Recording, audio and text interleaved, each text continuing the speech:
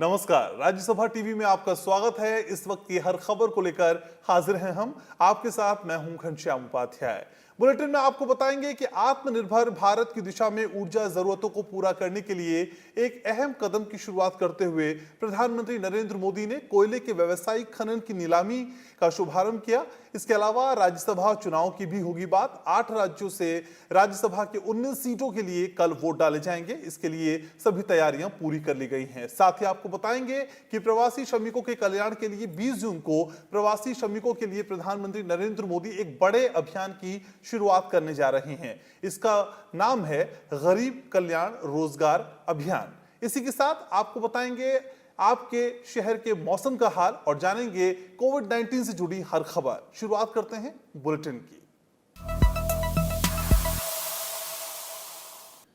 आत्मनिर्भर भारत की दिशा में ऊर्जा जरूरतों को पूरा करने के लिए एक अहम कदम की शुरुआत करते हुए प्रधानमंत्री नरेंद्र मोदी ने कोयले के व्यावसायिक खनन की नीलामी का आज शुभारंभ किया। वीडियो कॉन्फ्रेंस के जरिए प्रधानमंत्री ने 41 कोयला खदानों की नीलामी की शुरुआत की। इस मौके पर उन्होंने कहा कि आपदा कितनी ही बड़ी क्यों ना हो, उसको अवसर में बदलने के लिए भारत कृत संकल्प है। उन्होंने कहा, कोरोना संकट ने भारत को आत्मनिर्भर होने का सबक भी दिया है। आत्मनिर्भर भारत अभियान के तहत निजी क्षेत्र के लिए 41 कोल ब्लॉक्स की नीलामी की प्रक्रिया शुरू हो गई है। प्रधानमंत्री नरेंद्र मोदी ने वीडियो कॉन्फ्रेंस के जरिए गुरुवार को नीलामी प्रक्रिया की शुरुआत की। प्रधानमंत्री ने कहा कि सरकार न केवल वाणिज्यिक कोयला खनन के लिए नीलामी की शुरुआत कर रही है, बल्कि कोयला क्षेत्र के लिए दशकों का लॉकडाउन भी खत्म कर रही है। प्रधानमंत्री ने यह भी कहा कि भारत ने प्रतिस्पर्धा, पूंजी, भागीदारी और प्रौद्योगिकी को बढ़ावा देने के लिए कोयला और खनन क्षेत्र को पूरी तरह से खोलने का बड़ा फैसला लिया है। साथियों, एक मजबूत माइनिंग और मिनरल सेक्टर के बिना सेल्फ रिलायंस संभव नहीं है, क्योंकि मिनरल्स और माइनिंग हमारी इकोनॉमी के इंपॉर्टेंट पिलर्स हैं। अब रिफॉर्म्स के बाद अब कोल प्रोडक्शन, पूरा कोल सेक्टर भी एक प्रकार से आत्मनिर्भर हो पाएगा। अब कोयले के लिए बाजार खुल गया है। जिस सेक्टर को जब जितनी जरूरत होगी वो खरीदेगा। कोयला क्षेत्र के लिए पुरानी नीतियों की आलोचना करते हुए प्रधानमंत्री ने कहा कि भारत के विशाल कोयला भंडारों के कारण इसे दुनिया का सबसे बड़ा कोयला निर्यातक होना चाहिए। उन्होंने कहा कि महीने भर के भीतर ही हर घोषणा, हर रिफॉर्म्स, चाहे वो कृषि सेक्टर में हो, चाहे सूक्ष्म, लघु और मझोले उद्योग के सेक्टर में हो, या फिर अब कोल और खनन के सेक्टर में हो, तेजी से जमीन पर उतर रहे हैं। उन्होंने कहा कि आत्मनिर्भर भारत के जरिए देश आयात पर अपनी निर्भरता को खत्म करेगा और लाखों करोड़ रुपए विदेशी मुद्रा की बचत होगी। कॉमर्शियल कोल माइनिंग के लिए आज जो ऑक्शन की शुरुआत हो रही है, वो हर स्टेक होल्डर्स के लिए विन विन सिचुएशन है।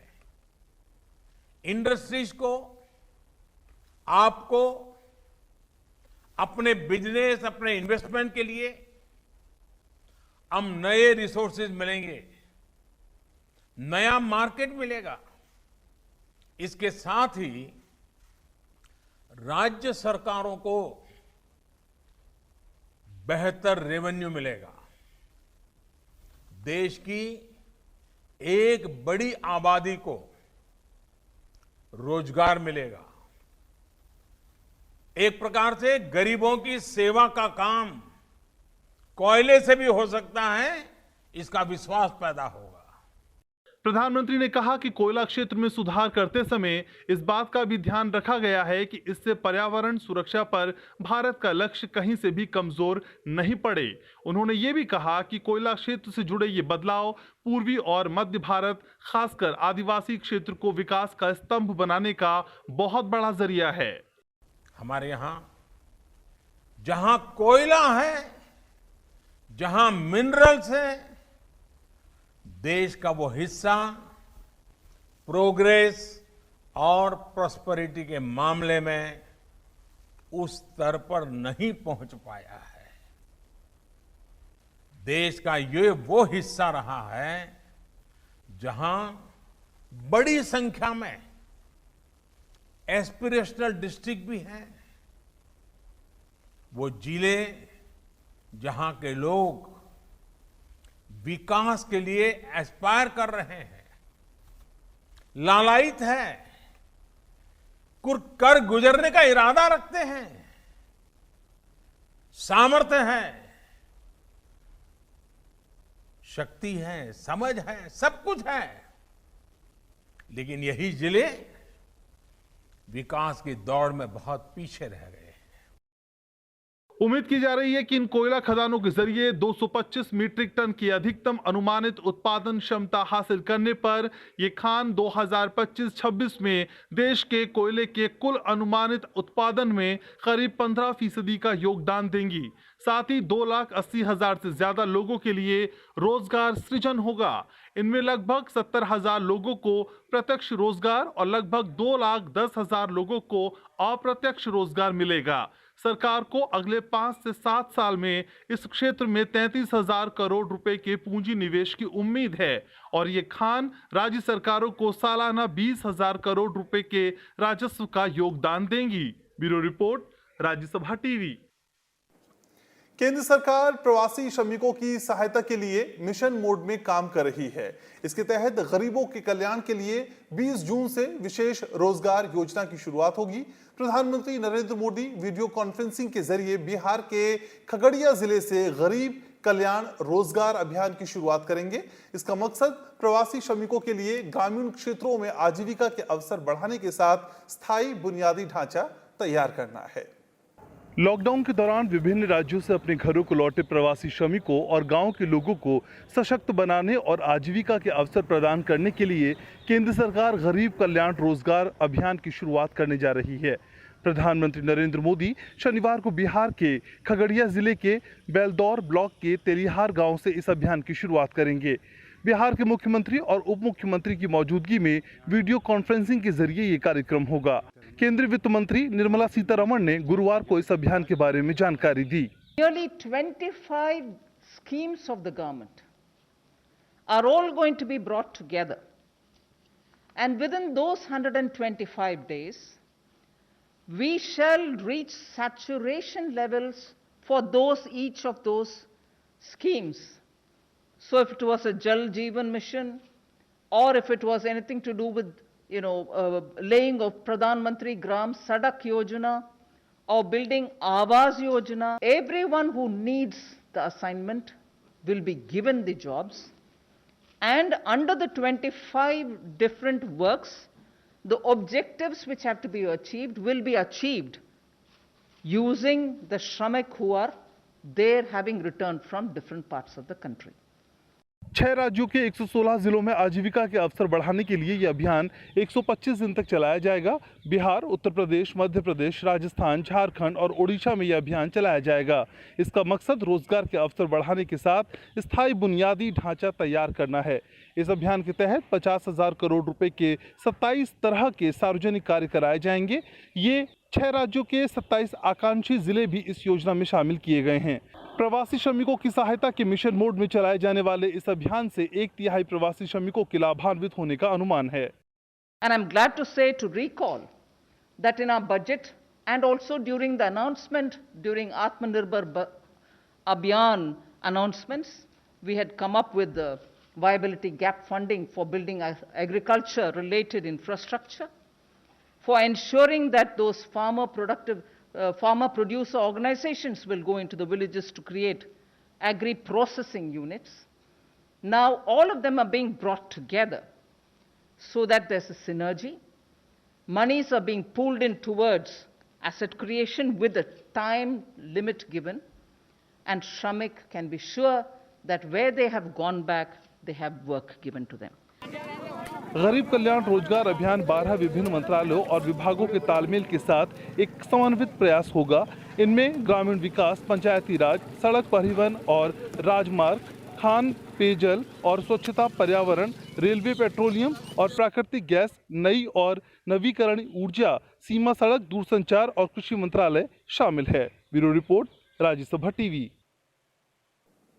सरकार ने उन तमाम खबरों का खंडन किया है जिनमें भारत चीन के सैनिकों के बीच हिंसक झड़प के बाद भारतीय सैनिकों के लापता होने की बात कही गई है। साथ ही ये भी कहा है कि दोनों देशों के बीच सीमा पर उपजे तनाव को कम करने के लिए विभिन्न स्तर पर बातचीत की जा रही है। भारत ने गलवान घाटी पर चीन की संप्रभुता के दावे को भी एक सिरे से खारिज किया है। पूर्वी लद्दाख में वास्तविक नियंत्रण रेखा पर दोनों देशों के सैनिकों के बीच सोमवार रात हुए हिंसक संघर्ष के बाद भारत का कोई भी सैनिक लापता नहीं है। विदेश मंत्रालय के प्रवक्ता अनुराग श्रीवास्तव ने गुरुवार को इस बारे में जानकारी दी। This has been clarified by the Army earlier today afternoon that there are no Indian troops missing in action. And specifically on the questions on the Chinese claims on Galwan Valley, I would refer you to my statement of last evening. Media में आ रहे चीन के बयानों को लेकर विदेश मंत्रालय ने कहा कि सीमा प्रबंधन को लेकर भारत का रवैया हमेशा जिम्मेदारी भरा रहा है और हमेशा ये सुनिश्चित किया गया है कि सीमाई इलाकों में भारत की हर गतिविधि भारत के सीमा क्षेत्र में हो।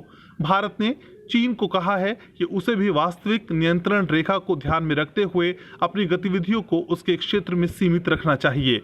भारत ने गलवान घाटी पर चीन की संप्रभुता के दावे को भी सिरे से खारिज कर दिया है। The two sides are in regular touch through their respective embassies and foreign offices. At the ground level, the two sides have maintained communication at the commanders level. Meetings of other established diplomatic mechanisms, such as Working Mechanism for Consultation and Coordination on Border Affairs, WMCC, are under discussion. While we remain firmly convinced of the need for maintenance of peace and tranquility in the border areas, and the resolution of differences through dialogue. At the same time, as Honorable PM stated yesterday, we are also strongly committed to ensuring India's sovereignty and territorial integrity. Galwan घाटी में दोनों देशों के सैनिकों के बीच हुए हिंसक संघर्ष के बाद तनाव को कम करने के लिए राजनीतिक और सैन्य स्तर पर बातचीत की जा रही है।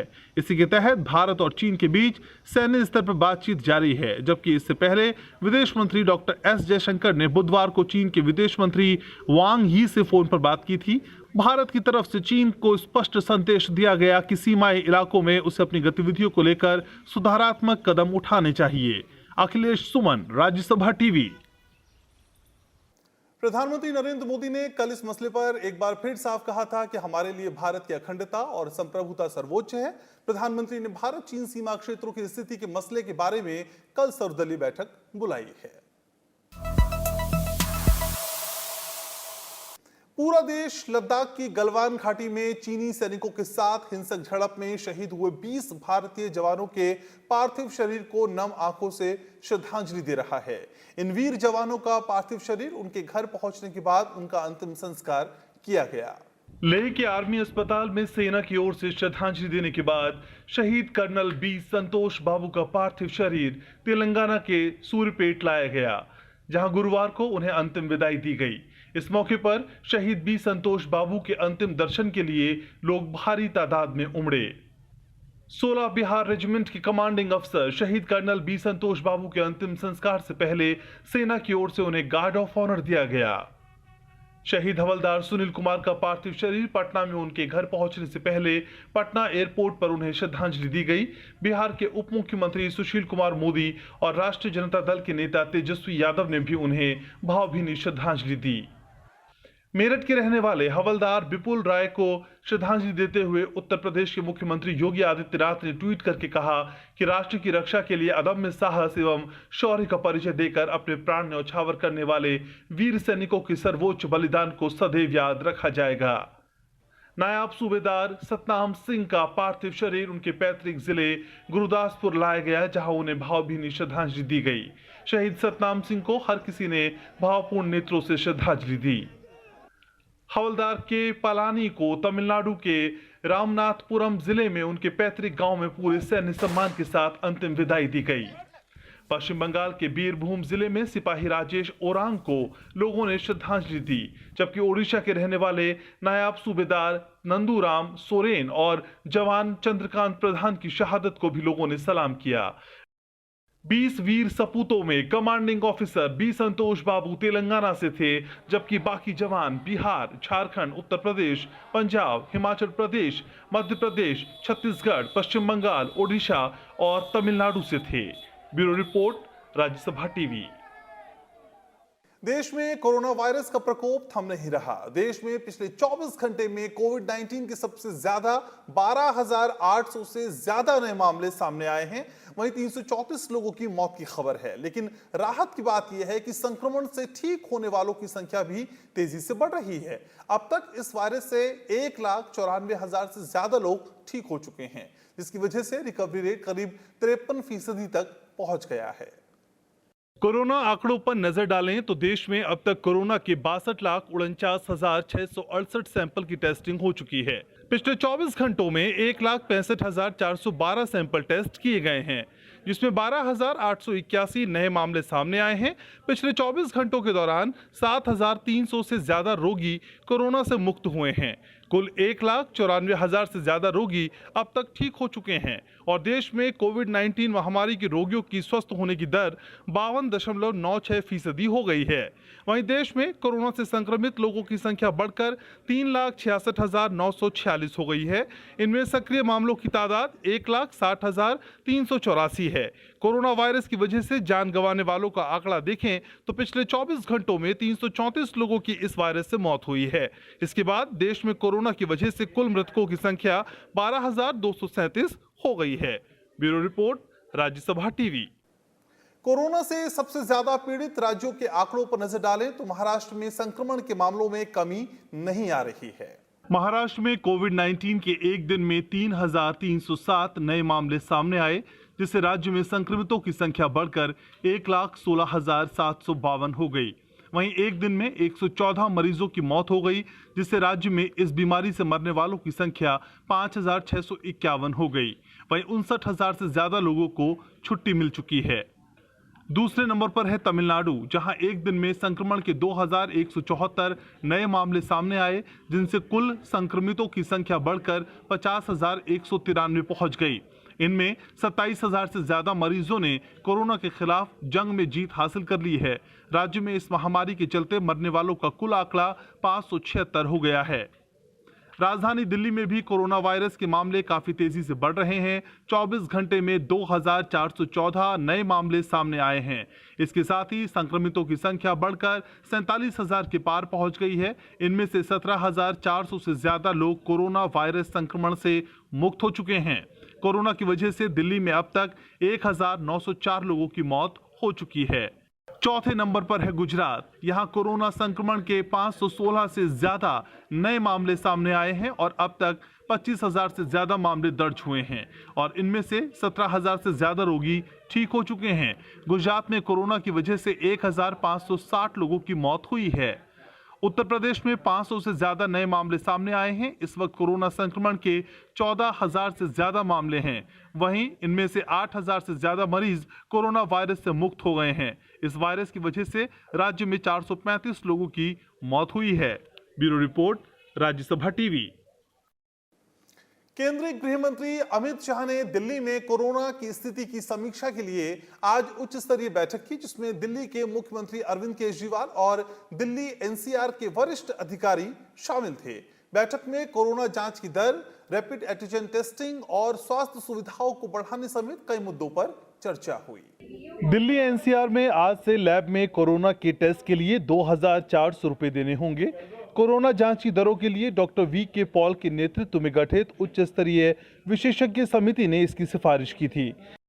इसके साथ ही आईसीएमआर की ओर से नए प्रोटोकॉल के अनुसार आज से नई रैपिड एंटीजन प्रणाली से कोविड जांच शुरू हो गई है। दिल्ली के मुख्यमंत्री अरविंद केजरीवाल ने कहा कि दिल्ली में कोरोना की टेस्टिंग के लिए आज 2 महत्वपूर्ण घटनाएं हुई। दिल्ली में टेस्टिंग के रेट घटाकर 2,400 रुपए किए गए। आज से दिल्ली में रैपिड एंटीजन टेस्टिंग शुरू हुई, जिसके नतीजे 15 मिनट में आ जाते हैं। उम्मीद करता हूं कि अब दिल्ली के लोगों को टेस्टिंग की कोई समस्या नहीं होगी। वहीं केंद्रीय गृह राज्य मंत्री जी किशन रेड्डी ने कहा कि दिल्ली में 169 नए जांच केंद्र में रैपिड एंटीजन प्रणाली से 6 लाख कोविड-19 परीक्षण कराने की योजना है। साथ ही केंद्र सरकार दिल्ली में अस्पतालों के लिए 500 अतिरिक्त वेंटिलेटर और 650 एम्बुलेंस मुहैया करने जा रही है। ये आज दिल्ली में 169 सेंटर्स सेंट्रल गवर्नमेंट के पूरे फाइनेंस करते हुए ये सेंटर्स आज खोले हैं। उस सेंटर के द्वारा लगभग 6 लाख लोगों का प्राइमरी हम डिसाइड किया है टेस्ट करना चाहिए। उसमें आज तक 50,000 किट्स इस 169 सेंटर में पहुंचा चुका है, कोरिया से आए, और हर दिन हर सेंटर में 169 सेंटर में 6 लाख लोगों तक टेस्ट करेंगे। वैसे ही आज rapid antigen detection testing centre जो है लगातार ये काम करेंगे। दिल्ली में कोविड जांच की संख्या को दोगुना कर दिया गया है। 14 जून तक प्रतिदिन 4 से 4,500 हजार नमूने लिए जा रहे थे, जो अब बढ़ाकर 8,000 प्रतिदिन कर दिया गया है। पिछले 24 घंटे में 8,903 कोविड टेस्ट किए गए। दिल्ली के 242 कंटेनमेंट जोन में रहने वाले कुल 2,30,466 लोगों में से 1,77,692 का 15-16 जून के दौरान स्वास्थ्य सर्वे पूरा हो गया है। बचे लोगों के स्वास्थ्य सर्वे का काम 20 जून तक पूरा कर लिया जाएगा। दिल्ली में कोरोना संक्रमितों का आंकड़ा 47,000 के पार पहुंच गया है। दिल्ली में बीते 24 घंटे में कोरोना वायरस के सबसे ज्यादा 2,414 मामले सामने आए। Bureau report, Rajya Sabha TV. केंद्रीय स्वास्थ्य मंत्री डॉक्टर हर्षवर्धन ने आज दिल्ली में कोविड-19 के टेस्ट के लिए देश की पहली मोबाइल आई लैब लॉन्च की है। ये देश के ग्रामीण क्षेत्रों में तैनात की जाएगी, जहां टेस्टिंग लैब की सुविधा नहीं है। इसे मोबाइल लैब की मदद से रोजाना 25 RT-PCR टेस्ट, 300 एलजीआ टेस्ट किए जा सकते हैं। इसके साथ ही लैब में CGHS दर पर टीबी और HIV टेस्ट की भी सुविधा मिलेगी। केंद्रीय स्वास्थ्य मंत्री ने इन मोबाइल लैब को हरी झंडी दिखाई है। इस मौके पर उन्होंने कहा कि देश ने फरवरी में एक प्रयोगशाला के साथ कोविड के खिलाफ लड़ाई शुरू की थी। आज देश भर में 953 प्रयोगशालाएं हैं। इसी कड़ी में दूर दराज के इलाकों में कोरोना की जांच सुविधाओं को सुनिश्चित करने के लिए ऐसे मोबाइल लैब को विकसित किया गया है। एक आई लैब इसको विकसित किया है, जिसमें कोविड जैसी महत्वपूर्ण बीमारियों का RT-PCR टेस्ट, एंटीबॉडीज़ के डिटेक्शन के लिए एलाइजा टेस्ट, और पोस्ट कोविड पीरियड में दूसरी भी जो समय समय पर ऐसी बीमारियां देश में आती हैं जिनका आउटब्रेक कहीं पर भी देश में होता है, और उनके लिए दूर दराज के इलाकों में टेस्टिंग की सुविधाओं का अभाव होता है। तो ये state of the art mobile laboratory विकसित की है। केंद्रीय कार्मिक राज्य मंत्री डॉक्टर जितेंद्र सिंह ने कहा है कि कोविड-19 की वैश्विक महामारी से लड़ने के लिए घबराने की जरूरत नहीं है। इसमें जागरूकता महत्वपूर्ण है और इसके लिए अंतर्राष्ट्रीय सहयोग समय की आवश्यकता है। केंद्रीय कार्मिक राज्य मंत्री ने वेबिनार के माध्यम से good governance practices in a pandemic for international civil servants विषय पर अंतर्राष्ट्रीय कार्यशाला का उद्घाटन करते हुए ये बात कही। उन्होंने कहा कि कोविड-19 महामारी के खिलाफ लड़ाई जीतने का आधार दुनिया के देशों की रोड मैप, अर्थव्यवस्था को फिर से शुरू करने और सहकारी संघवाद को मजबूत करने में है। इसके लिए उन्होंने मजबूत ई-गवर्नेंस मॉडल, डिजिटल रूप से सशक्त नागरिक, बेहतर स्वास्थ्य सेवा और संस्थानों को मजबूत बनाने पर जोर दिया। जितेंद्र सिंह ने कहा कि प्रधानमंत्री नरेंद्र मोदी इस चुनौती से लड़ने के लिए दुनिया को साथ लाने और आपसी अंतर्राष्ट्रीय सहयोग के उच्च मानकों को स्थापित किया है। प्रधानमंत्री ने न केवल 10 मिलियन अमेरिकी डॉलर के सहयोग के साथ कोविड-19 इमरजेंसी फंड बनाने में महत्वपूर्ण भूमिका निभाई, साथ ही सार्क गुटनिरपेक्ष देशों और अन्य अंतर्राष्ट्रीय मंचों पर महामारी के मुद्दे पर संवाद किया। 2 दिवसीय सम्मेलन में 16 देशों के 81 सिविल सेवक भाग ले रहे हैं। भारत भारी मतों से एक बार फिर संयुक्त राष्ट्र सुरक्षा परिषद का अस्थायी सदस्य चुन लिया गया है। 192 वैध मतों में संयुक्त राष्ट्र महासभा में भारत को 184 वोट मिले। भारत के साथ साथ आयरलैंड, मैक्सिको और नॉर्वे भी सुरक्षा परिषद के अस्थायी सदस्य का चुनाव जीते हैं। भारत एशिया प्रशांत क्षेत्र से साल 2021-22 के लिए अस्थायी सदस्यता का एकमात्र उम्मीदवार था, 55 सदस्यों वाले एशिया प्रशांत समूह के सदस्यों ने पिछले साल जून में ही भारत की उम्मीदवारी को सर्वसम्मति से मंजूरी दी थी। भारत का 2 साल का कार्यकाल अगले साल 1 जनवरी से प्रारंभ होगा। We will act as a voice of reason and moderation and a firm believer in respect for international law and peaceful settlement of disputes. In fact, India has all the credentials to serve on the UN Security Council. Our work in the Security Council will be guided by Honorable Prime Minister's call for a reformed multilateralism and the dynamic 5S vision for foreign policy, namely Samman, respect, Samvad, dialogue, Sahyog, cooperation, and Shanti, peace, to create conditions for universal prosperity, Samriddhi. Through this approach, we seek to move towards a new orientation for a reformed multilateral system. संयुक्त राष्ट्र में भारत के स्थायी प्रतिनिधि TS Tirumurti ने कहा कि भारत को संयुक्त राष्ट्र सुरक्षा परिषद के चुनाव में सदस्य देशों का भरपूर समर्थन मिला और वो इस बहुराष्ट्रीय संगठन में सुधार और उसे नई दिशा देने में नेतृत्व प्रदान करता रहेगा।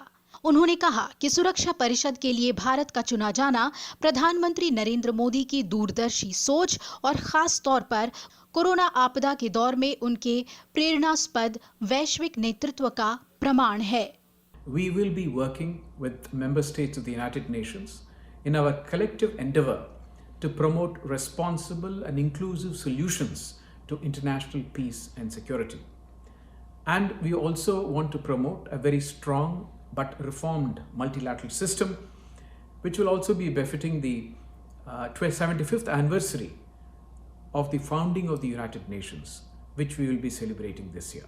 इस महीने की शुरुआत में विदेश मंत्री एस जयशंकर ने कहा था कि संयुक्त राष्ट्र सुरक्षा परिषद में भारत की नीति सम्मान, संवाद, सहयोग, शांति और समृद्धि से निर्देशित होगी। उन्होंने ये भी कहा था कि संयुक्त राष्ट्र सुरक्षा परिषद के नए कार्यकाल में भारत का समग्र लक्ष्य नॉर्म यानी सुधरी हुई बहुपक्षीय प्रणाली को नई दिशा देने के लक्ष्य को हासिल करना होगा। संयुक्त राष्ट्र के इतिहास में भारत 8वीं बार प्रतिष्ठित सुरक्षा परिषद के लिए निर्वाचित हुआ है। सुरक्षा परिषद में ब्रिटेन, चीन, फ्रांस, रूस और अमेरिका स्थायी सदस्य हैं, जबकि 10 अस्थायी सदस्य भी होते हैं, लेकिन उनके पास वीटो का अधिकार नहीं होता। Bureau report, Rajya Sabha TV. 8 राज्यों से राज्यसभा की 19 सीटों के लिए कल वोट डाले जाएंगे। इसके लिए सभी तैयारियां पूरी कर ली गई हैं। दरअसल 10 राज्यों से राज्यसभा की 24 सीटों के लिए चुनाव होने थे, लेकिन कर्नाटक से 4 और अरुणाचल प्रदेश से 1 उम्मीदवार के निर्विरोध निर्वाचन के बाद अब 19 सीटों के लिए ही चुनाव होना है। इन सीटों के लिए मतदान 19 जून सुबह 9 बजे से शुरू होगा। संसद के उच्च सदन राज्यसभा की 19 सीटों के लिए चुनाव में विभिन्न पार्टियों के 28 उम्मीदवारों की किस्मत का फैसला होगा। इनमें गुजरात और आंध्र प्रदेश से 4-4 सीटों के लिए 5-5 उम्मीदवार, राजस्थान और मध्य प्रदेश से 3-3 सीटों के लिए 4-4 उम्मीदवार, झारखंड से 2 सीट के लिए 3, मणिपुर और मेघालय से 1-1 सीट के लिए 2-2 और मिजोरम की 1 सीट के लिए 3-3 उम्मीदवार चुनाव मैदान में हैं। गुजरात, राजस्थान, मध्य प्रदेश और मणिपुर में बीजेपी और कांग्रेस के उम्मीदवारों के बीच मुकाबला है। झारखंड में बीजेपी, जेएमएम और कांग्रेस उम्मीदवार चुनाव मैदान में हैं। आंध्र प्रदेश में वाईएसआर और टीडीपी के उम्मीदवार किस्मत आजमा रहे हैं। मिजोरम में कांग्रेस, मिजो नेशनल फ्रंट और जोराम पीपल्स मूवमेंट ने अपने उम्मीदवारों को चुनावी मैदान में उतारा है। मेघालय में नेशनल पीपल्स पार्टी और कांग्रेस उम्मीदवार के बीच टक्कर है। राज्यसभा की 19 सीटों के लिए किस्मत आजमा रहे उम्मीदवारों में कई दिग्गज भी शामिल हैं। मध्य प्रदेश में कांग्रेस को छोड़कर बीजेपी में आए ज्योतिरादित्य सिंधिया और कांग्रेस नेता दिग्विजय सिंह की किस्मत का भी फैसला होना है। तो गुजरात में बीजेपी के अभय भारद्वाज, रमिलाबेन बारा और नरहरि अमीन, जबकि कांग्रेस की तरफ से शक्ति सिंह गोहिल और भरत सिंह सोलंकी चुनाव मैदान में हैं। झारखंड की राज्यसभा की 2 सीटों के लिए 3 उम्मीदवारों में जेएमएम नेता शिबू सोरेन भी शामिल हैं। इससे पहले कर्नाटक की 4 और अरुणाचल प्रदेश की 1 सीट पर निर्विरोध निर्वाचन हो चुका है। पूर्व प्रधानमंत्री और जेडीएस प्रमुख एचडी देवेगौड़ा, कांग्रेस नेता मल्लिकार्जुन खड़गे और बीजेपी नेता अशोक गस्ती और इरन्ना कडाडी को कर्नाटक से राज्यसभा के लिए निर्विरोध चुना गया है। वहीं अरुणाचल प्रदेश से 1 सीट के लिए बीजेपी नेता नबाम रेबिया को भी निर्विरोध निर्वाचित घोषित किया जा चुका है। राज्यसभा की इन 19 सीटों के लिए मतदान 19 जून सुबह 9 बजे से शाम 4 बजे तक होगा और चुनाव परिणाम उसी दिन शाम को जारी कर दिए जाएंगे। निर्वाचन आयोग ने चुनाव की सभी प्रक्रियाओं को पूरा करने के लिए 22 जून तक का समय तय किया है। इससे पहले ये चुनाव मार्च में होना था, लेकिन कोरोना महामारी के चलते चुनाव तारीख को आगे बढ़ा दिया गया। Bureau report, Rajya Sabha TV. तो इन तमाम खबरों के साथ इस बुलेटिन में फिलहाल के लिए मेरे साथ इतना ही। आप देखते रहिए राज्यसभा टीवी।